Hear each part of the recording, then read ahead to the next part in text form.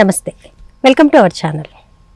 అమ్మ బాబోయ్ అమ్మాయిలు, అయ్య బాబోయ్ అమ్మాయిలు, ఒంటింట్లో కూరగాయలు తరిగినట్టుగా ఇంట్లో భర్తలని ఆ విధంగా హత్య చేసేస్తున్నారు.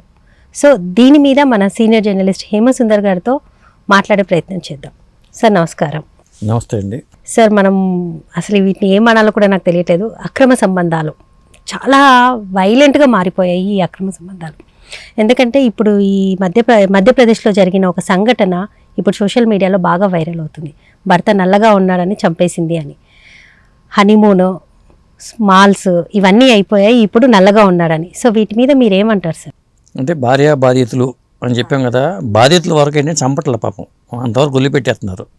భార్య బాధితులు చాలా హ్యాపీగా ఉండొచ్చు, ఎందుకంటే పాపం వాళ్ళు వేధిస్తున్నారు కానీ హత్య చేయట్లా.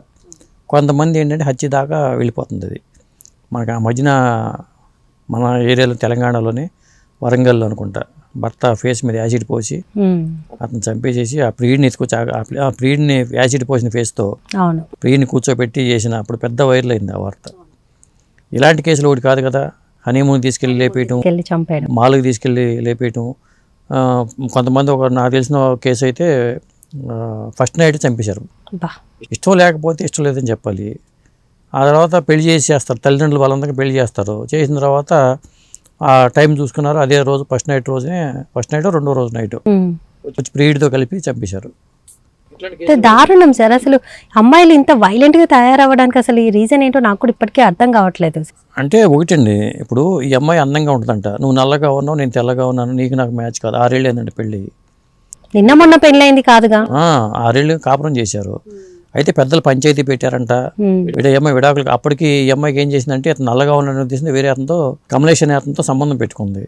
ఆ కమలేష్ సాయంగా 1 లక్ష రూపాయలు ఇచ్చి సురేంద్ర అనే అసిస్టెంట్ పెట్టిందంట, ఈవిడే పెట్టింది. ఆ హత్య చేసిన విధానం కూడా చాలా వెరైటీ. ప్లాన్ చూడండి, plan A, plan B, plan C అన్నట్టుగా. ఈవిడ ప్లాన్ ఏంటి, భర్తని అంటే ఇంటి మీద దొంగలు పడ్డారు అనేది క్రియేట్ చేయడం. అంటే కమలేషును ఆ సురేంద్ర అనేవాళ్ళు నైట్ అటాక్ చేశారు ఇంటి మీద, నన్ను బంధించేశారు, ఇంట్లో ఉన్న బంగారం నగలు ఎత్తుకెళ్ళిపోయారు, వీడు అటాక్ చేసి ఆయన చంపేశారని చెప్పింది. వీడు నన్ను గదిలో బంధించేశారని చెప్పింది. ఒక కట్టుగా తల్లింది. పోలీసులకు అనుమానం వచ్చింది. అనుమానం వచ్చి దంగలో పోయినట్లేవు నగలు అవి మా ఉన్నాయంట. ఎందుకని మధ్య పోలీసు సీసీ కెమెరాలో ఈ కాల్ రికార్డ్, ఈ అమ్మాయి కాల్ డేటా అంతా తీశారు.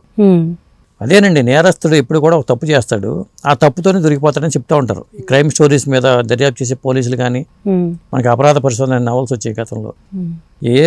ఎంత పెద్ద నేరస్తుడైనా సరే దొరకకుండా చేద్దాం అనుకున్నా కానీ ఎప్పుడో ఒకప్పుడు దొరుకుతాయి. కానీ ఇంత దొరికినా కూడా వీళ్ళకి అసలు ఎక్కడ నాకు ఆ భయం ఉన్నట్టుగా ఎక్కడ కనిపించదు. భయం లేకపోవడం అనేది ఒక, అది మొత్తానికి ఆ నేర ప్రవృత్తి ఉన్న వాళ్ళ దగ్గర ఆ భయం ఉండదు. ఇప్పుడు నల్లగా ఉన్నాడు అని నిందించుతూ గొడవలు పెట్టుకోవటం, పోనీ అతనైనా పోనీ ఎందుకు వచ్చింది గొడవ, మనకి నచ్చనప్పుడు విడిపోవడం అని అతను చేస్తే బాగుండేది, కనీసం ప్రాణమైన బ్రతికేది కదా, అతను ఉండేవాడు. పైగా చూస్తే మనకి తారు జిల్లా అంట, మధ్యప్రదేశ్లో తారు జిల్లాలో పలానా గోండిఖేడ్ అనే ఖేడా గ్రామంలో జరిగిందండి ఈ హత్య. అంటే సీసీ కెమెరాలు ఇంటి చుట్టూ ఉన్నాయంటే సంపన్నుడైన అయి ఉండాలి. ఇంటి చుట్టూ సీసీ కెమెరాలు ఉన్నాయని చెప్తున్నారు కాబట్టి, ఆయన 3 లక్షల నగదు అంటే ఇంట్లో ఉందంటే సంపన్న వర్గం, నగలో డబ్బు ఉందంటే సంపన్న సంబంధించిన వ్యక్తిగా చెప్పాల్సి వస్తుందండి.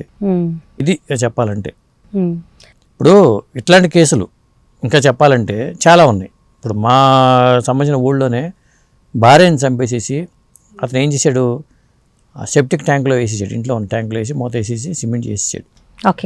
బయటికి రావడానికి మిస్సింగ్ కేసు పెట్టాడు. మా ఆవిడ కనబట్టలేదని మిస్సింగ్ కేసు పెట్టాడు. పోలీసులు దర్యాప్తు చేసి వదిలేశారు. అది కొన్నాళ్ళకి మొత్తానికి అతను చనిపోవడం లేకపోతే ఏదో అయిపోయి వాటర్ ట్యాంక్ నిండిపోయింది, లిటర్ని బయటికి వెళ్ళట్లేదని కంప్లైంట్ చేస్తే ఓపెన్ చేస్తే లోపల స్మెల్లో డెడ్ బాడీస్ కుళ్ళిపోయి అంతా బీభత్సంగా ఉంది. అట్లా అది భార్యను చంపిన కేసు. ఆ రోజులు పోయినాయి, ఇప్పుడు రివర్స్ అయింది.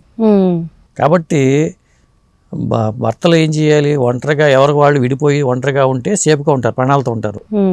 లేదా ఇంట్లో ఉన్నారనుకోండి కూరగాయలు తిరిగినట్టు తిరిగేస్తారు. అంటే ఇప్పుడు సార్, ఇప్పుడు చూసుకుంటే ఇప్పుడు ఈ సంఘటననే కానివ్వండి, ఇప్పుడు ఇంకా మనం చాలా దీనికి సేమ్ టు సేమ్ చాలా కేసులు కూడా మనం చూసాము. అంటే వీళ్ళందరూ దేన్ని చూసి ఇన్స్పైర్ అవుతున్నారంటే ఇప్పుడు జరిగే క్రైమ్ స్టోరీస్ కూడా బాగా వస్తున్నాయి, సినిమాలో కూడా చాలా వస్తున్నాయి.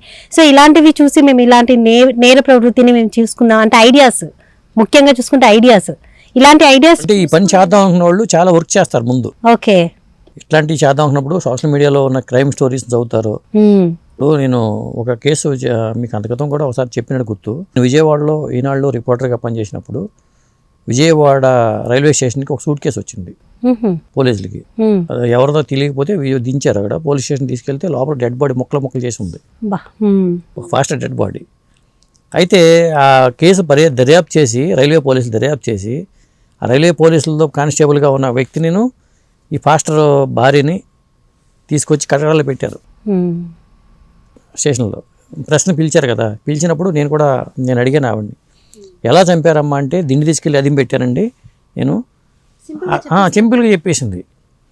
అతను మరి ఎందుకు నువ్వు ఆ స్టేషన్లో ఎక్కించకుండా పక్క స్టేషన్లో ఎక్కించాడు అతను. ఆ స్టేషన్లో ఎక్కిస్తే కొన్ని ప్రాబ్లమ్స్ ఉంటాయండి, నేను అందుకే ఎవరు జనం లేని స్టేషన్లో స్టెయిన్ అవుతుంది కాబట్టి నాకు తెలుసు కాబట్టి నేను తీసుకెళ్ళాను, అక్కడ ఈ సూట్ కేసునే పెట్టాను అని చెప్పాడు అతను. ఒక ఫాస్టర్ పేరున్న వ్యక్తి, పైగా ఆ ఫాస్టర్ ఇతను కలిసి మందు కొట్టేవాళ్ళు అంట ఇంటి దగ్గర. ఆ విషయాలు కూడా చెప్పింది ఈవిడ. అతను నచ్చట్లేదు మాకు ఫాస్టర్ కాబట్టి చంపేసామన్నారు. అది పెద్ద సంచలనం అయింది అప్పుడు. ఈనాడులో ఫస్ట్ పేజీలో ఆ సూట్ కేసు, ఆ ముక్కలు, ఆ బాడీ అవన్నీ వచ్చినాయి, వీళ్ళిద్దరు ఫోటోలు. ఇట్లా క్రైమ్ స్టోరీస్ చాలా ఉంటాయి. పేపర్లో వచ్చిన తర్వాత ఇప్పుడు ఇది కథ కాదని ఈనాడు ఆదివారంలో వస్తుంది, మీకు ఆ క్రైమ్ స్టోరీస్ని చక్కగా రాసేవాళ్ళు. అవి చూసి కూడా ఇలాంటివి బాగా ఐడియాస్ ఇలాంటివి చేస్తూ ఉంటారు, ఐడియాస్ కోసం ఇలాంటివి చేస్తూ ఉంటారు. సార్, ఓవరాల్గా మీరు ఒక యాజ్ ఏ సీనియర్ జర్నలిస్ట్గా అసలు దీన్ని ఫుల్ స్టాప్ పెట్టాలంటే అసలు ఎవరు మారాలి? ఇది జవాబు లేని ప్రశ్న. ఈ ప్రశ్నకి ఎవరు జవాబు చెప్పలేరు, ఎందుకంటే ఎవరు మార్చలేరండి. ఎందుకంటే నచ్చినప్పుడు దూరంగా ఉండటం బెటరు. ఎందుకంటే కలిసి కాపురం చేయటం అంటే ఒక్కోసారి పిల్లలు అనే బాండింగ్ ఏర్పడిపోయి వెళ్ళలేరు. ఇంట్లో అందరూ కలిసి ఉంటున్నారు కానీ ఎంతమంది హ్యాపీగా ఉంటున్నారని సర్వే చేయండి మీరు. ప్రతి ఫ్యామిలీలో ఒక సర్వే చేసుకుంటే అసలు భార్యాభర్తలు అన్యోన్యంగా ఉంటున్నారా లేదా అని మీరు మాట చెప్పగలిగితే వాళ్ళు జెన్యూన్గా చేయగలిగితే నాకు తెలిసైతే ఒక 70-80% ఎవరు సంతోషంగా లేరని అనుకుంటున్నాను నేను. పిల్లల కోసం ఆ బంధం ఏర్పడిపోయి కలిసి ఉంటున్నారేమో అనిపిస్తుంది. సార్, కనీసం అట్లీస్ట్ ఆ బాండింగ్ ఉన్నా కూడా కలిసి ఉంటున్నారు కదా సార్? కలిసి ఉంటున్నారు అంటే చంపేయడం లేదు కదా. కానీ మాక్సిమం ఈ 2010 ఆఫ్టర్ 2010 తర్వాత ఇలాంటి క్రైమ్ స్టోరీస్ మనం చాలా ఎక్కువగా చూస్తున్నాం రిపీటెడ్ గా. నాట్ ఓన్లీ 1-2 ఏదో ఒకప్పుడు పోలీసులు పట్టుకున్నప్పుడు భయం ఉండాలి కదా, మళ్ళీ రిపీట్ అవుతున్నాయి. అసలు ఇప్పుడు అమ్మాయిల మైండ్ సెట్ అనేది ఫినాన్షియల్ ఫ్రీడమ్ వచ్చాక ఇలా అవుతుందా తెలియదు కానీ, సో వాళ్ళు ఎడ్యుకేటెడ్ పర్సన్స్ అయ్యి ఉండి కూడా ఇలాంటి నేరాలకి పాల్పడడం అనేది చాలా ఆశ్చర్యం వేస్తుంది, భయం వేస్తుంది కూడా. అంటే వీళ్ళకి ఇంకోటి తోడు తీసుకుంటున్నారు వీళ్ళ మైండ్ లో ఆలోచన వస్తుంది, వీళ్ళని తప్పించుకుందాం అనుకున్నప్పుడు మనకి ఎవరైనా దొరుకుతారో అని ట్రై చేస్తారండి. ఫేస్బుక్, వేరే వాళ్ళు పరిచయస్తులకు పెరుగుతారు, ఆ బాండింగ్ ఏర్పడిపోతుంది. కంపారిజన్ చేసుకుంటారు, ఇతను మన మెంటాలిటీ సరిపోతాడు, వీడిని వదిలించుకుందాం అనుకుంటారు.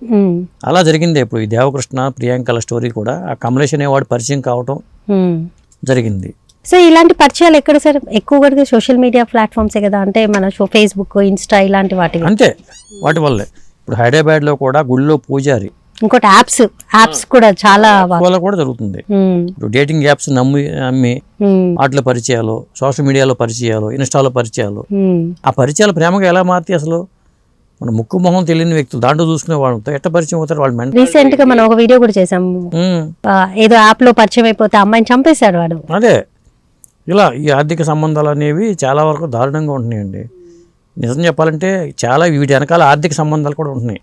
వాడికి దుర్బుద్ధి ఏర్పడుద్ది. ఆ కమలేష్ అనేవాడు సాధారణంగా జెన్యూన్ పర్సన్ ఎట్ అవుతాడు, ఎలా నమ్ముతుంది?